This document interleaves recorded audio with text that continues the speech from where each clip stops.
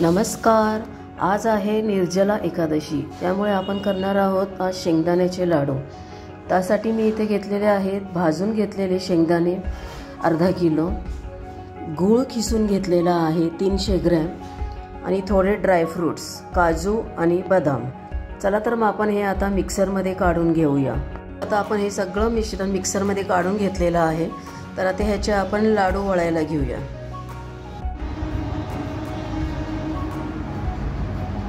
चला तर मग आता हे सगळे लाडू आपण आता ह्या अशा प्रकारे करून घेऊया.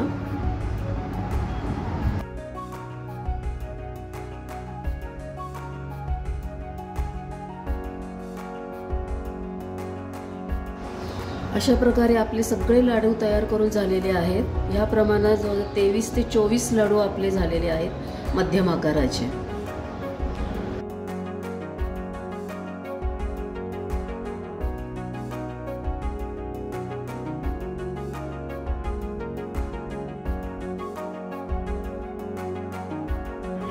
आपण आता आमटी साठणचं वाटण करून घेणार आहोत. त्यासाठी आपण भाजलेले शेंगदाणे, थोडेसे ओले खोबरे, कोथिंबीर, हिरव्या मिरच्या आणि ताक असं आपण घेतलेलं आहे.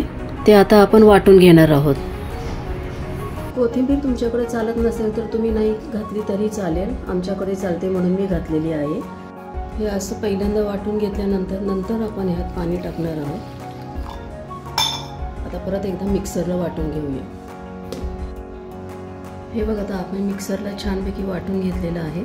चला तर मग आपण आता आमटी तयार करायला घेऊया. चला तर आपण आता शेंगदाण्याची आमटी करायला घेऊया. 2 चमचे तेल घातलेले आहे. तेल गरम झाले की आपण आता जिरे घालून घेणार आहोत.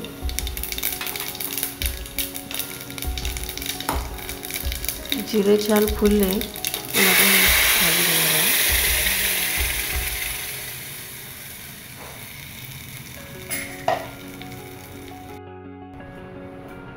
कन्सिस्टन्सी ॲडजस्ट करण्यासाठी आपण मिक्सरच्या भांड्यामध्ये जे करून घेतलं होतं त्यामध्ये पाणी घालून आपण आता त्यात पाणी घालून घेणार आहोत.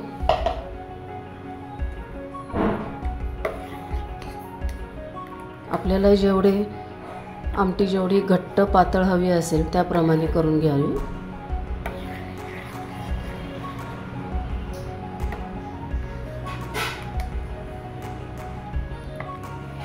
चवीप्रमाणे आता सेंधव मीठ आपण घालून घेणार आहोत.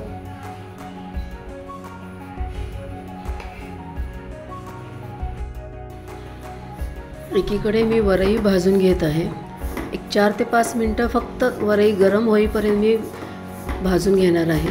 वरई अशी छान भाजून घेतली की भात आपला खूप छान हलका फुलका होतो.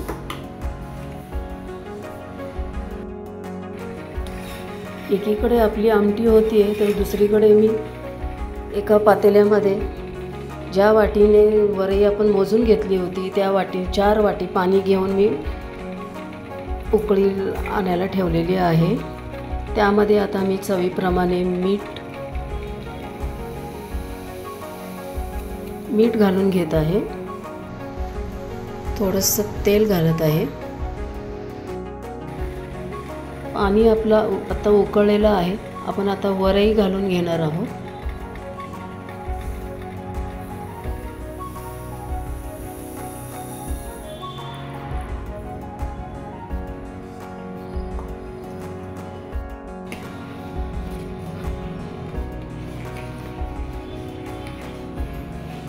वरई घालून घेतल्यानंतर चमच्याने छान एकजीव करून आपण बारीक गॅसवर 4 ते 5 मिनटं ठेवून देणार आहोत.